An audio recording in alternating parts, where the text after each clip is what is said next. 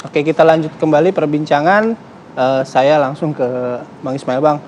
Dan juga nanti Bang Ciko ya. Bang Ciko tadi meng-highlight soal political will. Kalau Bang Ismail meng-highlight soal ketegasan pemerintah. Apa yang sudah dilakukan oleh pemerintah sekarang yang sudah disampaikan tadi oleh Mas Derajat. Apa yang kurang? Cukup tegas. Sebenarnya begini, dalam diksi yang positif ya, kalau harus merujuk siapa yang harus jadi mafia dalam artian punya stok banyak, mereka bisa mengontrol harga, maka yang harus menjadi mafianya adalah pedagang pasar kita. Yang harus punya stok banyaknya adalah petani kita, nelayan kita. Caranya seperti apa? Saya kira ini sudah dicontohkan oleh Pak Anies Baswedan di DKI Jakarta. Rekam jejak beliau melalui satu gagasan yang diusung yang kita sebut sebagai kontrak farming. Yang penting jangan salah memaknai kontrak farming. Karena kemarin kita lihat ada wawancara ditanya kontrak farming, ada yang menjawab salah satu tim ses bahwa kenapa petani kita harus dikontrakkan lahan, kan mereka udah punya. Padahal bukan itu maksudnya.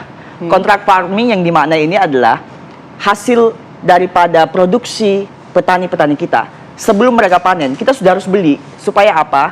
Disiapkan jalur distribusinya ketika dibutuhkan, baru kita distribusi ke pasar-pasar. Kalau posisinya seperti ini, kita bisa pastikan mafia nggak akan ada ruang lagi untuk mengambil positioning. Sehingga ketegasan inilah yang kemudian harus kita bawa melalui mekanisme. Mekanismenya seperti apa? Contoh yang saya sebutkan tadi. Termasuk diantaranya, bagaimana biar kemandirian pangan ini muncul, kita harus memastikan petani-petani kita ketika butuh pupuk nggak kesusahan. Hari ini jangankan kita ngomong pupuk subsidi, pupuk non subsidi pun kadang-kadang susah. Akhirnya apa? Kami meyakini betul di Paslon Amin bahwa dengan segala rencana atas akar permasalahan yang muncul, kami tahu solusinya. Solusi-solusi inilah kita tawarkan bahwa semuanya akan kita tuntaskan melalui mekanisme perubahan, insya Allah kalau mandat itu diberikan kepada kami 2024. Dan itu yang tadi Anda sampaikan belum terlaksana selama ini? Sudah terlaksana. DKI Jakarta sudah melakukan itu, bahwa petani-petani yang ada di Jawa dibeli produknya ketika masuk musim Nataru, masuk musim Lebaran, diambil barang-barang mereka, dibawa ke sini. Dan mereka sudah mendapatkan hasil jauh-jauh hari sebelum mereka panen. Itu sudah dilakukan. Itu skala DKI, itu bagaimana untuk skala nasionalnya? Tinggal kalau terlaksananya di nasional, pemerintah hari ini belum melakukan itu. Inilah yang akan dilakukan perubahan mekanisme ini yang kami maksudkan. Kalau mandatnya diberikan kepada kami oleh rakyat, kami akan melakukan perubahan itu. Oke, salah satu bentuk ketegasan. Bang Ciko, soal political will kan pemerintah sekarang juga sudah melakukan itu. Gimana? Soal political will tadi Anda highlight kan, pemerintah sekarang juga sudah. Tadi Mas Derajat sudah menyampaikan beberapa contohnya. Apakah itu masih kurang?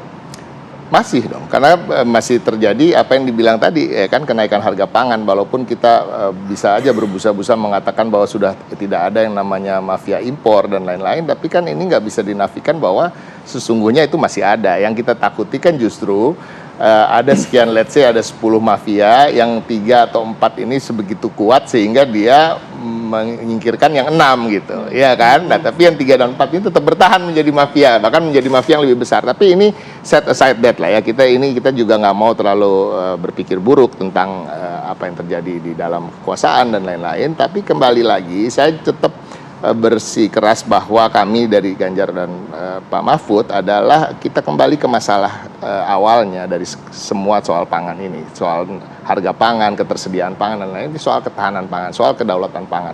Nah, ini saya setuju dengan apa yang dikatakan oleh Ismail tadi, bahwa kebijakan-kebijakan ini tidak bisa terlaksana betul selain kita punya ketahanan dan kedaulatan pangan. Yang kedua adalah kesulitan pupuk dan lain-lain, ya kan, ketersediaan bahan pokok yang berada di mana dan di mana ini, sehingga kita harus mempunyai kebijakan satu data. Nah, ini kalau ditanya soal kebijakan satu data ini apa pentingnya? Penting sekali, karena ketika kita mempunyai kebijakan satu data, data-data yang kita dapat itu akurat. Ketika kita bicara di sini ada kebutuhan pupuk sekian gitu, itu jelas gitu. Nah, ini yang kita sudah lakukan, bukan kita, maksud saya Pak Ganjar sudah lakukan di Jawa Tengah sendiri. Nah, ini juga kita lihat permasalahan soal petani, soal kemiskinan di Jawa Tengah itu membaik semenjak ada Pak Ganjar selama 10 tahun. Nah, kita bicara soal 10 tahun Pak Ganjar memimpin 1 juta orang berkurang dalam kemiskinan di Jawa Tengah. Artinya, dan di Jawa Tengah kita ketahui adalah kebanyakan adalah petani. Artinya beliau mempunyai kebijakan-kebijakan yang manjur untuk menaikkan pendapatan petani, dan juga artinya bahan pokok itu tersedia dengan baik. Nah, Ke depan tentunya yang kembali soal political will itu paling penting adalah rekam jejak dari pemimpin. Kalau pemimpinnya ini dikenal bersih dan berani melawan mafia seperti Pak Mahfud misalnya, dan seperti Pak Ganjar yang berani turun ke lapangan untuk memberantas pungli dan lain-lain. Nah, ini udah jelas bahwa ke depan juga akan mengedepankan apa yang dia kepentingan rakyat banyak, dan tentunya berani melawan segala macam bentuk mafia dari berbagai bidang. Oke, saya langsung ke Mas Derajat ya. Mas Derajat, dengan apa yang tadi disampaikan dari Paslon 1 dan juga 3 gitu. Mungkin saat ini memang ada yang harus ditambal karena ya prakteknya juga masih ada. Meng-highlight kembali soal mafia pangan meskipun tadi sudah ada beberapa contoh gitu. Celah mana yang harus ditambah lagi dan apa yang akan ditambah lagi, Mas Derajat? Oke, terima kasih. Ya tentu namanya hidup kan selalu ada yang harus kita perbaiki ya. Tapi sebelum saya masuk ke sana, karena Paslon 2 ini yang dikritik terus, boleh dong sekali-sekali saya mengkritik paslon yang lain ya. Kontrak farmingnya Mas Anies, itu bukan sesuatu yang baru, itu sudah dijalankan oleh Bulog, sudah dijalankan mulai di daerah-daerah. Dolog itu sudah banyak yang melakukan kontrak dengan petani, membeli dari petani. Jadi nggak ada yang baru dengan kontrak farmingnya Mas Anies. Hanya bedanya karena Jakarta nggak punya tanah pertanian, terpaksa harus beli dari daerah.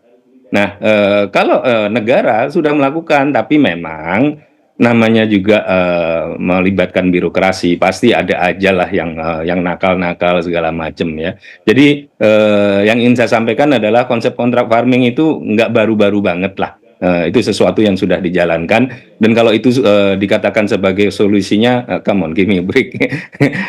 Kemudian kalau adinda saya Ciko, ya Pak Jokowi kan komitmen politiknya udah jelas, beliau itu kader PDIP loh Ciko, partainya Ciko kan, jadi saya rasa kalau komitmen politik kita sudah inilah.